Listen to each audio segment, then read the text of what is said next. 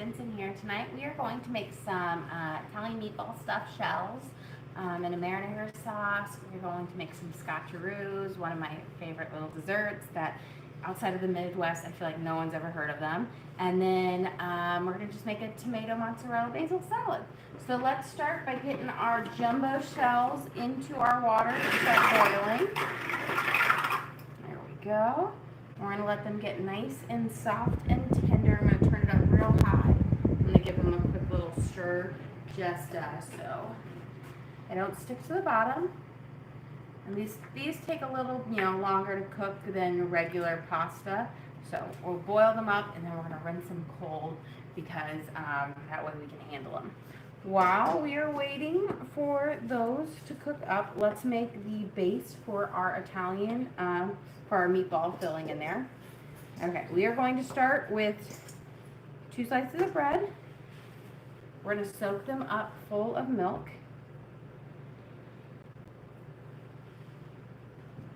And you want enough milk on them to make them soggy, but not running with milk or dripping with it. You can also use whole milk or cream, but I was low on cream or half and half, so whole milk it was.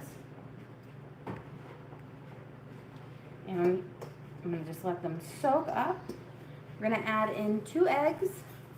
So 1 and 2.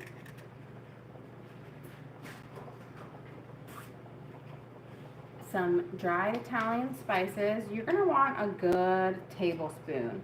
So we're going to shake it a good amount in here because this is going to season up our Italian sausage and our ground beef. We're going to do half and half. We're going to do a couple good shakes of garlic salt, making sure my lid is on there. There we go. Have more coming tomorrow. I ordered it, so will be here. And now we're just, oh, there's an eggshell stuck to me. We're going to go in here and we're going to smush everything up into a nice little paste. And this is going to be the binder so for our kind of meatballs, but they're not quite a meatball, but we're going to stuff them inside our shells. And if we have any extra, we'll make a couple little meatballs with them to go in the sauce as well. So we're going to just bring those together. You want to make sure you smush everything up so you don't have any like thick pieces of it. But I find the bread and the milk and the eggs just work a little bit better than breadcrumbs. I find breadcrumbs can kind of give you a dry meatball. There we go. Now we're going to add in, we've got about 1 pound of ground beef.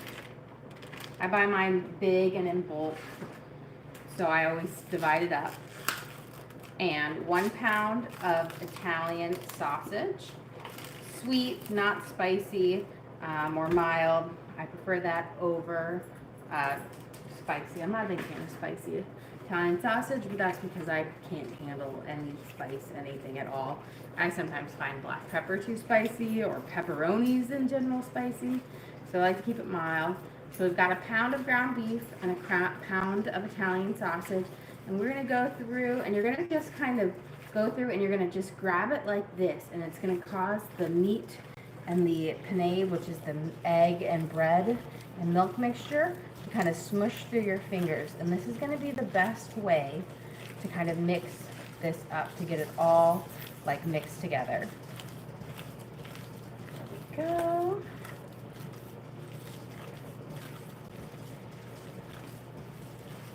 And we're just going to keep going around until it is thoroughly mixed because you don't want to have any parts that are just ground beef or just Italian sausage. You want it to be really well mixed up. Okay.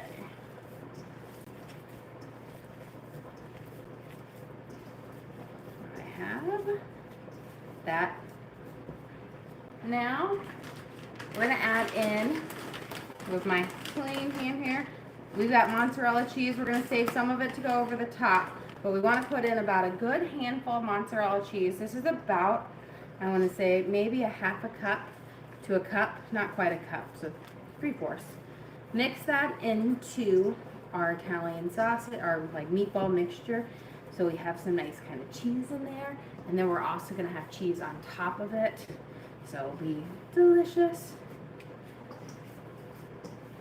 Okay, we have this mixed up well. I am going to rinse up my hands. Get all of that meatball mixture off because there's really no good way to make the meatball mixture than mix it up with your hands.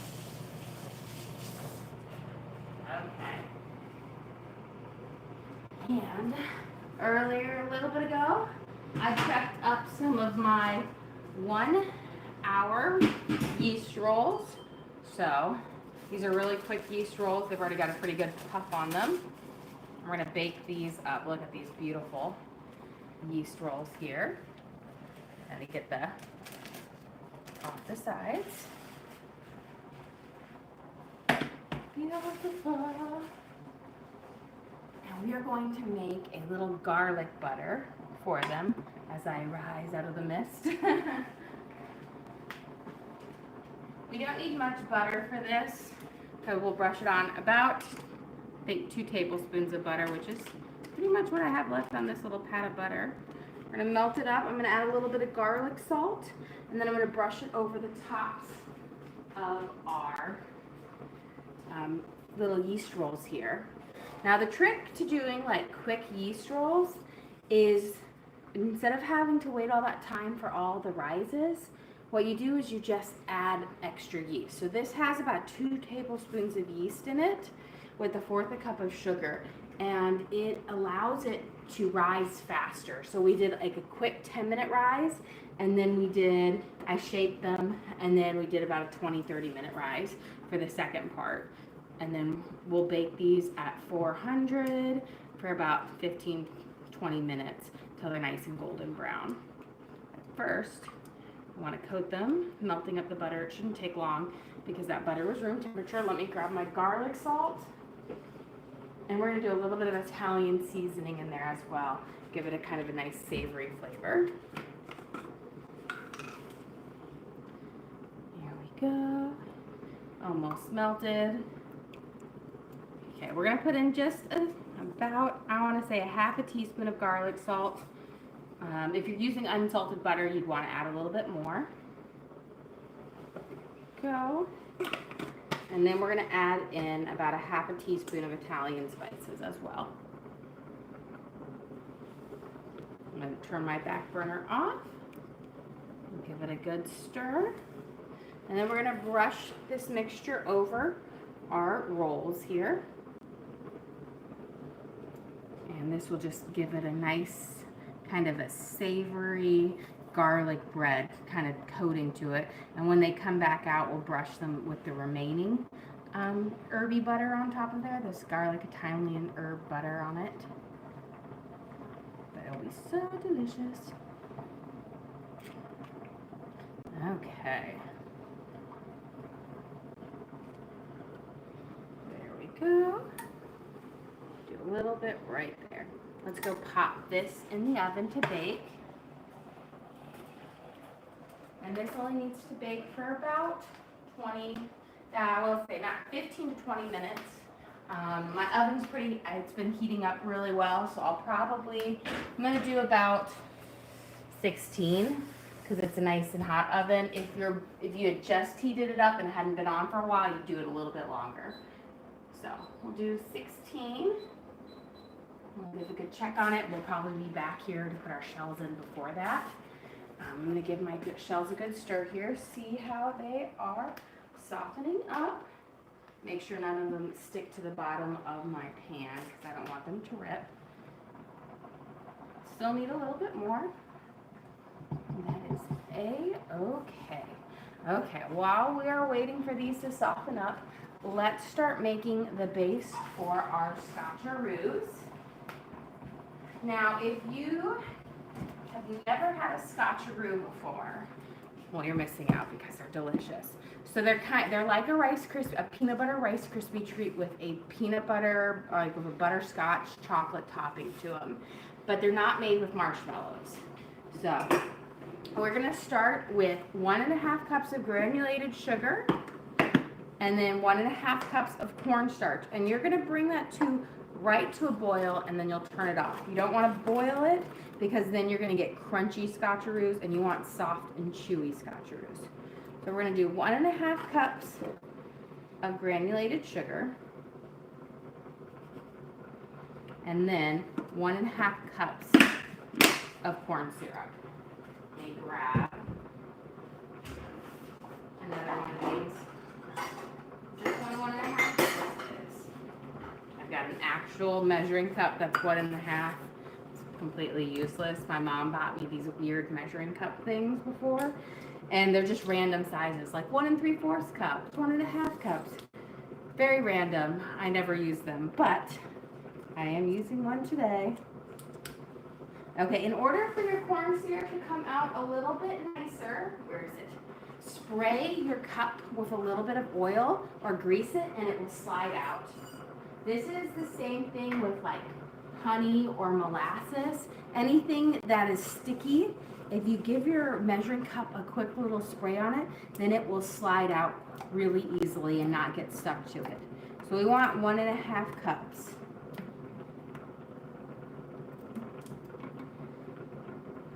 There we go.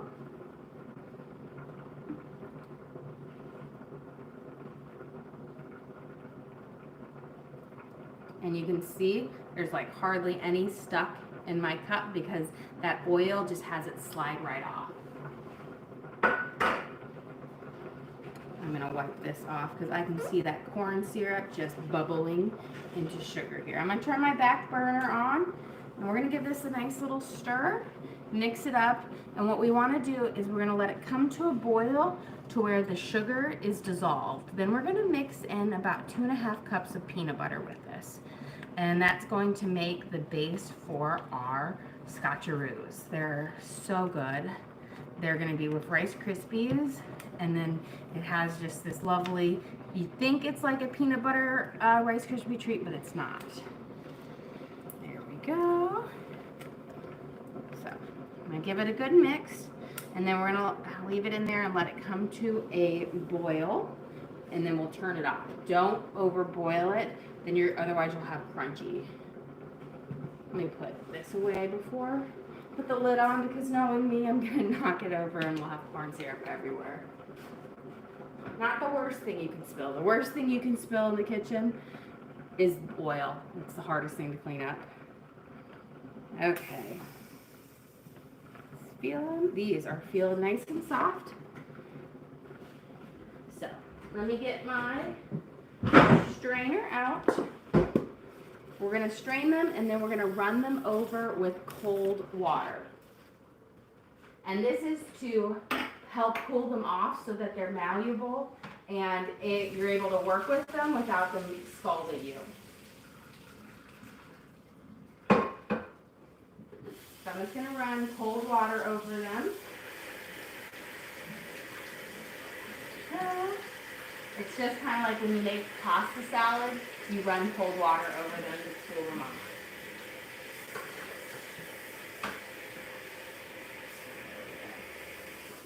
And I'm actually going to put a little bit of cold water in here so that when I'm filling them, I have the cold water and it's already there. And grab, this is a cast iron baking dish, which will work well for this meal because it will keep the heat in and the sauce going. We're going to put a nice layer of sauce on the bottom. I've got a couple of these little bit used jars of sauce that I'm like, oh, gotta make sure I use these up first. You know, from like making pizzas or whatnot, or just doing a quick, you know, spaghetti for my kids. Always have them. We're gonna coat kind of a nice coating on the bottom. So we'll mix it out. And then we're gonna take our shell and you're gonna just gently open it up like that.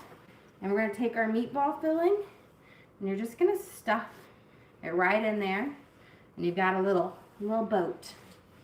And you can do this with all sorts of stuff. Sometimes I will make like a ricotta, basil, like Italian sausage filling to it. You know, there's so many different ways. but my daughter really loves spaghetti and meatballs, so I just decided to do my regular meatball filling today with some cheese in it. Because I didn't have ricotta. I could have made some homemade ricotta because it's really not that hard to make. You just, need milk and lemon juice, and you've got ricotta. You just gotta let it here. But Italian meatball it is. Delicious, easy. There we go. And we're just gonna kind of stuff these up. And then if we have any extra meatball, what we'll do is we'll just make some mini meatballs to kind of tuck in there. Here we go. Hey, I have a question. What are the ages of your kids? They range from 20 months is our youngest to 15. So we've got quite the range. We've got a 4-year-old, also a soon-to-be 10-year-old. She has been letting us know every single day that her birthday is coming up. And then we have a 13-year-old. Although, if you were to see my 13-year-old, you would never guess he was 13 because he's almost 6 feet tall. He is a giant. And he's been so tall for, he's not even, he's not even 13 and a half yet. That's just, he's so big. I expect him to be over 6 feet before the start of the school year again. So, but I will say, he eats like for 3 people. As they say about, teenage boys, they'll eat you out of the house. And it is true. He's always complaining that he's hungry. And I'm like, I just fed you breakfast an hour ago. You can't be that hungry. And it's, it's hard. It's like teaching him to make the right choices. Well, eat a fruit. Eat some yogurt or cheese. Don't just go for the snacks.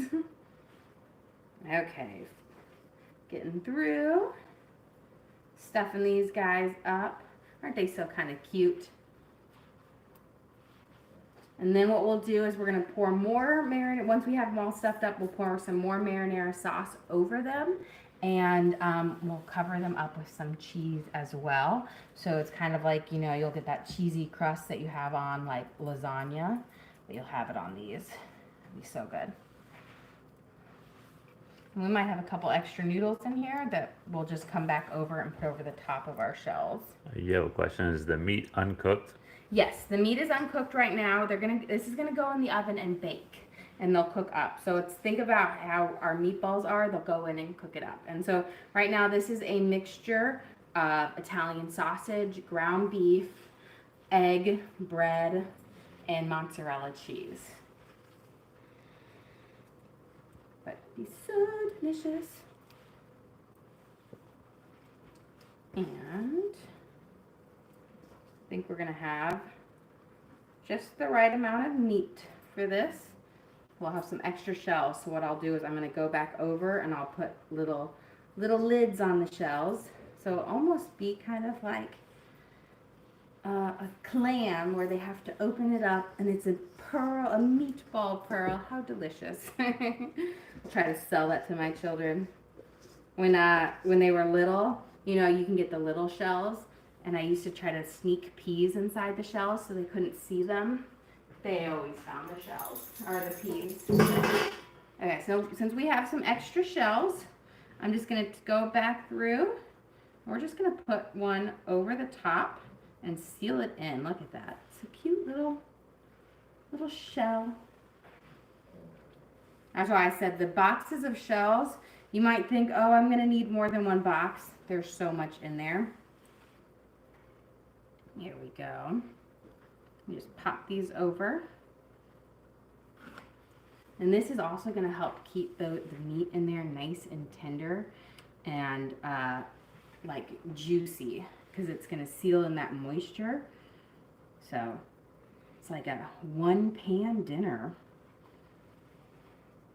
Here we go. And then we're going to pop it in the oven with our bread that we have cooking up. We've got our 1 hour yeast rolls in, and then we'll finish up making our scotcheroos. Let's get these going. And it's actually really not that hard to open them up. You know, they don't break or whatnot, but they'll soak in some more like of the juices to tenderize them up. You want to cook them to about an al dente. You don't want to overcook them, otherwise they'll be mushy and they won't hold their form. So kind of a perfect al dente. Just a few more of these. I'm just going to take a pause, give this a quick stir. There we go. You don't want to. You have a question. Could you substitute the sauce with the mushroom sauce or soup? Oh yeah, you could use any sauce in here. You could make a bechamel. You could do, you could do a tomato basil soup on there. Really, any flavor profile you want to go with. You know, a thicker sauce will probably do better because if your sauce is too thin, then you risk that your noodles will get mushy. So then you might want to undercook them a little bit more. Okay, last noodle on. Let's use this noodle. That one broke. There we go. So we've got our secret little noodle base here. I give my hands a quick rinse.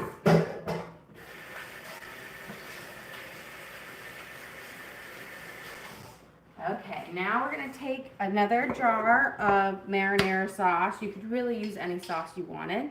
And we're going to pour this over the top. Give them a nice kind of saucy base.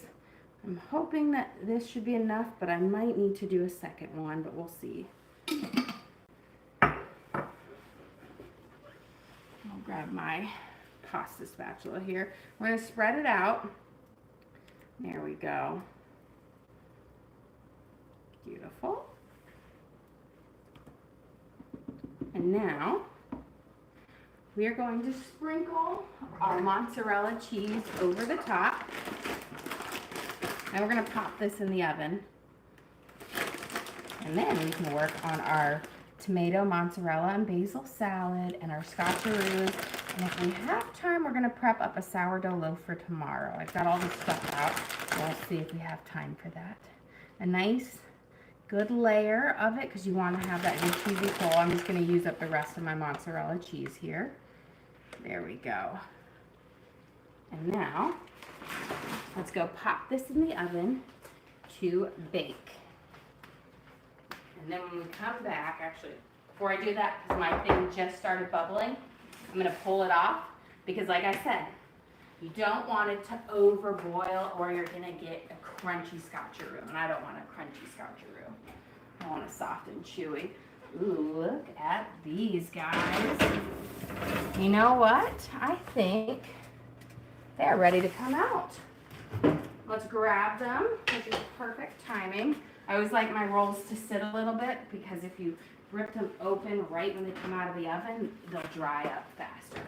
And then I'm going to put this up high. You have a question. How long do you bake the meatballs for? These will probably bake for about 15-20 minutes. They're not super huge at 400. So I'm going to, they'll be in there. I'm going to have my timer go off, so let me go cancel that out. There we go. So it's not crazy. The meatballs will cook up really fast because they're in that sauce that will help keep them nice and warm and cook them faster. So now we have our rolls out here. We're going to go back over while they're still hot with our garlic kind of butter sauce here with that Italian herbs. And this will kind of sink into it. And you want to take with these rolls, I like to take them out and let them sit because the steam that's trapped inside continues to cook them. But if you over bake them, they'll dry it out. So you kind of want them to rest for about 5 to 10 minutes before you even serve them because they'll be really hot even after 5 to 10 minutes. But that steaminess kind of helps prevent them from getting gummy. There we go. So delicious. Okay. We've got our syrup here for our scotcheroos. So that is our half and half mixture. I'm going to get my big bowl here. Now we're going to add in about 2.5 cups of peanut butter into this, and then we're going to mix it up well. And then we'll add that to about 9 cups of Rice Krispies.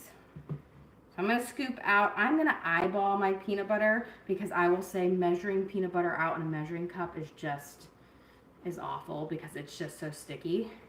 So I'm going to eyeball I'm at about 1.5 cups right now. So, and I will say err on the caught side of going over with the peanut butter rather than under. I find my scotcheroo recipe already has more peanut butter in it than like an OG recipe, but that's because I love peanut butter, and I think it's better when it's creamy with peanut butter than when it's not enough peanut butter. And because I always seem to make a mess, let me grab that up. And then we're going to just mix this up into our base. And what will happen with the heat of that, it's going to cause the natural oils in the peanut butter. And so this is going to turn into a nice syrup. And what I'm going to do is I'm actually going to probably mix this over this bowl so that if it spills over my thing, it will just spill in there and we're not going to lose any and I'm not going to make a huge mess. This is where I have this giant, it's like a cast iron enamel bowl. I love it, but it's great for some of these more messy foods like scotcheroos or Rice Krispies or puppy chow to mix things in it because you need a really big bowl for that. Okay, you see how we're getting there? And it's kind of turning into like a sticky peanut butter syrup. There you go. You can kind of see the ribbons falling in it, almost as if I'm making taffy. The old school peanut butter taffy. There we go. And I want to just make sure I mix it up before we add in our Rice Krispies. There we go. I'm going to set that down right here. We're going to get our Rice Krispies. We get a measuring cup. And we want 9 cups of Rice Krispies. This is a 1 3/4 cups. I told you I've got random cup sizes. So we're going to do 9 cups. So I'm not going to fill this all the way up to the top, but we'll do just a little bit under it. So that's about 3 cups. 4 cups. You can see I've got some of those spring Rice Krispies in there. You have a question? You ever use Special K or a different cereal? I've done it with Cheerios before, but I wasn't like loving it. So Rice Krispies are just the OG. Cinnamon Toast Crunch. Peanut butter with cinnamon toast. I think that might be good with Rice Krispies. Okay. Oh, what did I was at 4. So this is 6 cups. Remember, I can't count when you distract me. 7.5. 9. Yeah, suggestion. Captain Crunch. Oh, that, you know what? I did do Captain Crunch once before for my daughter's, like, 5th or 6th, it was her 6th birthday. And I made I did the rainbow, she had a rainbow birthday party. So I made rainbow Rice Krispies using Oops All Berries Captain Crunch. It was so delicious. Here we go. Got all of it out. Didn't want any of it to go to waste. And we're going to mix this in. And that's why I said you need a big bowl for this. Otherwise, it's kind of hard to mix. Sometimes I have this huge, like, non-stick pot outside that I keep, and I call it my my Play-Doh making pot. But it's also really good for making scotcheroos. That was back when I was a teacher and I would make homemade Play-Doh for my classroom all the time. And so it's the only reason I ever kept the pot because it was so good for making homemade Play-Doh. But it also is good for making scotcheroos and Rice Krispies as well. Here we go. And so now we're mixing it up. You see we're getting this nice base. And you see how there's just so much peanut butter mixed to it? It's that ratio that makes it the bomb. You've got to have a lot more of that peanut butter ratio than you do Krispies. It's just the same with my Rice Krispies. I make sure I have way more marshmallow goop in it than the like OG recipe stands for. There we go. Okay. I have it all mixed up. And now what we're going to do is we're going to put it in my little baking dish here. because like with Rice Krispies, you gotta press it down so that they come out and they don't stick. Even though this is a ceramic one, it doesn't stick much to it. I always coat it with a little bit of olive oil or coconut oil. You could even use butter if you wanted to. But that just allows that when it does cool and firms up, it doesn't stick there and you can cut out the bars. Now we're gonna put all of this in here. And then I'm gonna get some parchment paper and we're gonna push it down into there and really smush it because you want them to be pushed together firmly so that they hold together. You don't want it light and fluffy. But again, that's why I love that bowl. It's like so perfect for it. Because it's like big and it has an enamel coating on it, so nothing sticks to it.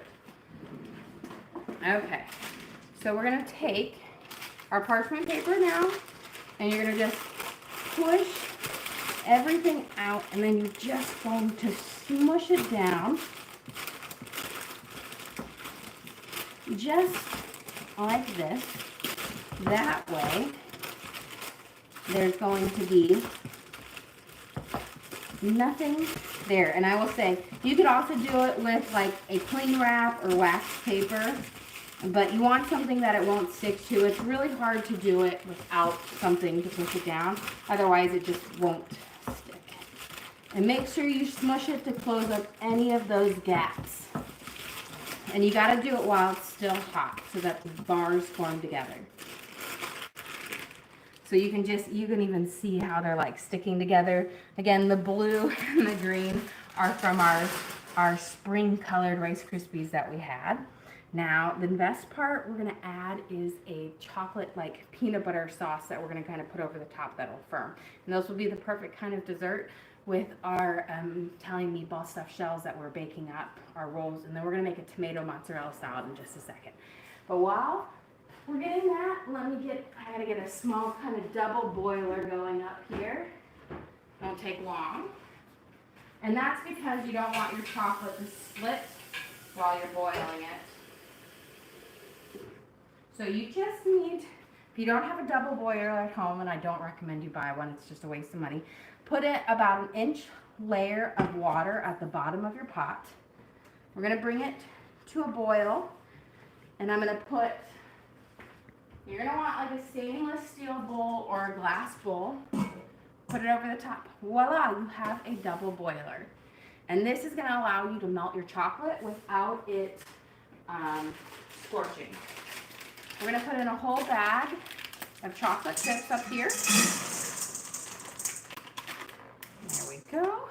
And then this is where the Scotcheroos gets their name. We're gonna put in some butterscotch chips. But I think butterscotch has a pretty strong flavor. So I only do about a half a cup of butterscotch to my 2 cups of chocolate chips. It gives the perfect amount of butterscotch flavor to it without it going overboard.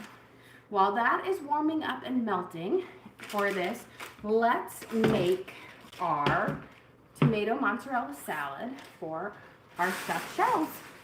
And then dinner should be just about ready here. Let me get a bowl. I've got my fresh mozzarella. Here. Okay. So we're going to use some orange glow tomatoes. I just thought they were so pretty. You could use big tomatoes for this. You could make little stacks, but these were just so cute.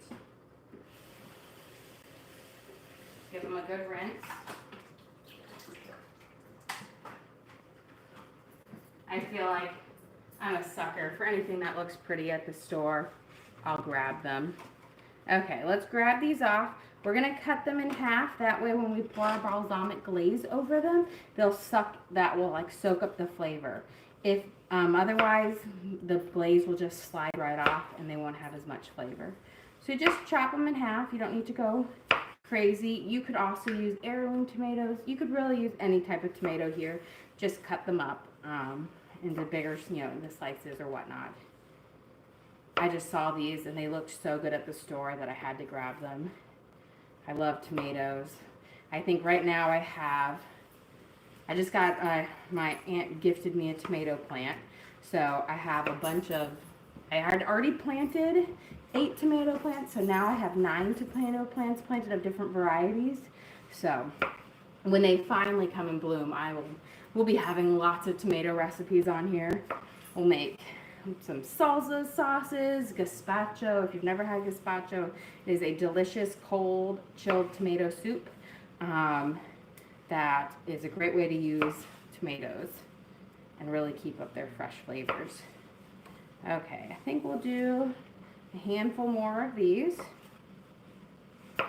Then we're going to chop up some fresh basil and we'll chop up our mozzarella. And then we're going to take a peek over here. I can hear the water boiling in there, which means that steam should be heating up my bowl soon. Once my bowl is hot, that chocolate will melt pretty fast, and then we can drizzle it over our scotcheroos. But I'm going to give it, I can already start to see it warming up here. So we'll give it a nice stir. You see the bottom there is already starting to melt. And the reason why you do chocolate in a double boiler like this is because chocolate, it has a lot of fat in it, but it burns really easily. So double boiler, as long as it's not on direct heat, it will melt lovely. But if you put it on direct heat, it will scald and burn and it won't be as nice. So this is the way I said, don't waste money on a double boiler. This is so easy to do yourself at home. And it takes no time. Just make sure it's a heat safe bowl. So don't use plastic, use glass or metal. I find metal works better because it transfers the heat a little bit faster. Okay, let's get our basil here. You want to use fresh basil for this because that's going to bring out those lovely flavors that will pair well with the mozzarella and the tomatoes. Here we go. Got this all up there. We'll save a little bit for later. We're going to give these, and you can leave them whole if you wanted to, but since I'm going to dice them up because I think they'll be better diced up. When you cut your basil, you enhance its flavor. So with fresh herbs, the more cuts that you make on it brings out more of the fresh flavor than when you leave it whole. So that's why we're going to slice it up, kind of do a nice dice. Oh, you have a question? Thoughts on microwaving the chocolate to melt it? You can microwave the chocolate to melt it. The problem is you also risk burning it as well. So you have to do it in little batches, like 20 seconds at a time and stopping.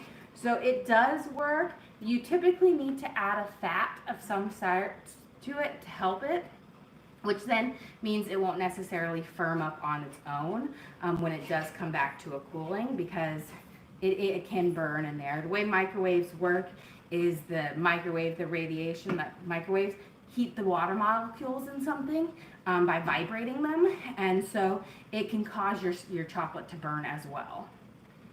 Okay, here we go. But look at this. We almost have this perfect mini blend. I'm actually going to turn off the heat of my burner now because the residual heat should melt the rest of this chocolate up, and I should be about ready to pour that over in about a minute or two. Okay, let's get some fresh mozzarella on here, and then we're going to put some balsamic glaze, a little bit of olive oil, and some garlic salt over this. Okay, we're just going to use about half of this. So this is we're going to just use 8 ounces of mozzarella cheese, and it's pre-sliced, so I'm just going to quarter it so they're not so big. You could use the pearls as well, that would work well. You have a question? What was your base before the peanut butter for the scotcheroos? Oh, it was mixture, so it was 1.5 cups of sugar with 1.5 cups of corn syrup. And then you bring it just to a boil. You don't want it to boil long, just right up to the boil. Then you mix in about 2.5 cups of peanut butter with that. And this makes a pretty substantial batch of scotcheroos. But again, I'm feeding a small army here, so this is, we're feeding 9 to 11 people. So this is a good size for us. You can always cut it in half at home. Okay, let's pause. We'll drizzle that in just a second because this is ready.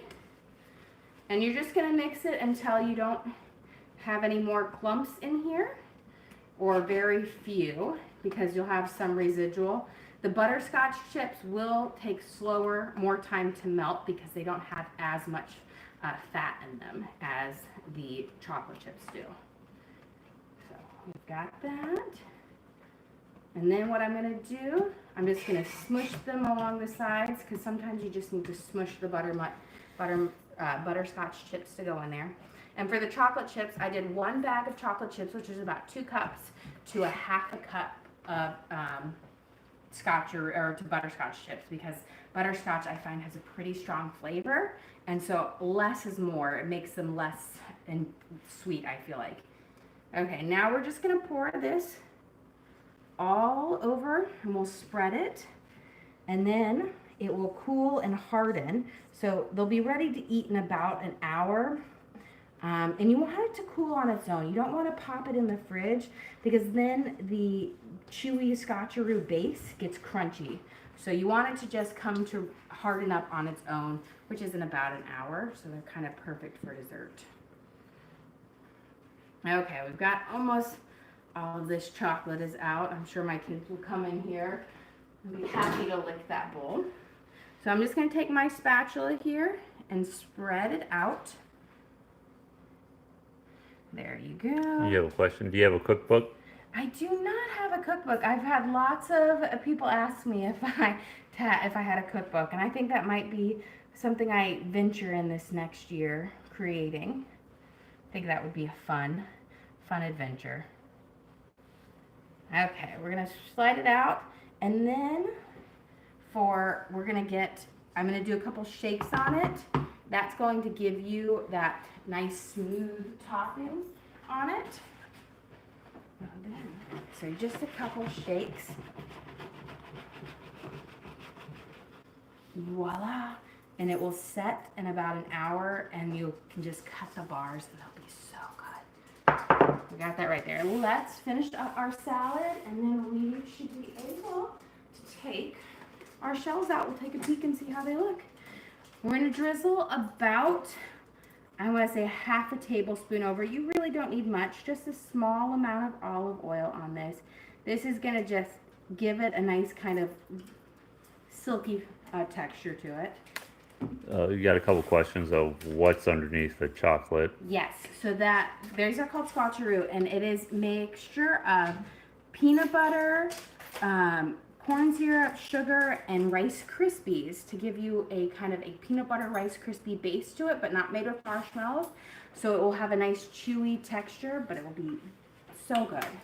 And you'll mix that up, and then you have that chocolate base over it, and they'll be just kind of, think of it, they look like a peanut butter Rice Krispie bar, but they're scotcheroo, but they're really thick, and they've got that nice chewy Rice Krispie, peanut buttery Rice Krispie base with that nice butterscotch chocolate on top.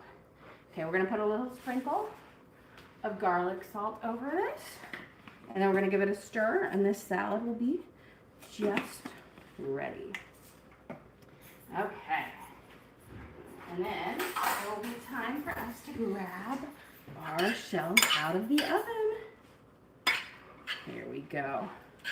So I used a balsamic reduction on it, and that's what's kind of flavoring it. And if you're not familiar with a balsamic glaze or reduction, it's just balsamic vinegar that has been reduced down, so it's not as tangy and it's a little bit sweeter. And we of course have our rolls, which are getting just perfect. They're still a little hot to touch, but again, I like to take them out a little bit beforehand so they steam up, because if you take them out and serve them right away, they're a bit gummy. So we're going to take out our shells. We have a nice bubble on it. Look at that. And look, it's beautiful. You can see the sauce bubbling up on the side. Here we go. And we are ready to serve up dinner. So these are Italian meatball stuffed shells. Let me get my plate over here, and we'll be ready to serve.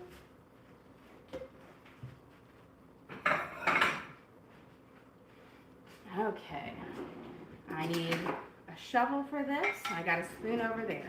Okay. Let's start. Look at these beautiful rolls. So you see, nice and soft and pillowy. We have it with our garlic butter on the top, which is going to be so delicious. And now these, I'm going to make it the nice cheese pull. Look at that, gorgeous. These are our Italian stuffed shells. They are filled with an Italian meatball in the middle of it, full of marinara sauce. And they are so delicious. And of course, we'll serve them with our tomato, mozzarella, and fresh basil salad. So you've got a nice little freshness to go with our rich shells, but it's going to be so delicious. It's a quick, kind of easy one-pan meal to make that you can just pop in the oven, forget about it. And then of course, once our chocolate sets, in about an hour, we'll have our scotcheroos for dessert. Well guys, thank you so much for joining us here today. Don't forget to like and subscribe. I try to do live cooking shows every single day, show you what we're making for our family, and hopefully teach you guys something along the way. We also upload all of our videos to the link on our page, so if you ever want to recreate any of these recipes at home, you can just go to that link, search for the video, like for what we made, and you can rewatch and cook along with me at home. Also, we do have an Amazon storefront, so if you saw any cool little cooking gadget or sheet or whatnot we use, I just put everything that was in my Amazon purchase kind of thing over in there, because we get so many questions about like, oh, which baking sheet do you use, what pan do you use, that I just put all of my cool stuff that I use there. So if you ever wanted to go look and search it there, I have like descriptions about it, that you could check it out. I do make a small commission off of it if you do buy something, but again, that just helps me out. But I just like to kind of show you what I'm using. It's up to you guys. But again, thank you so much for joining us here today. Don't forget to like and subscribe.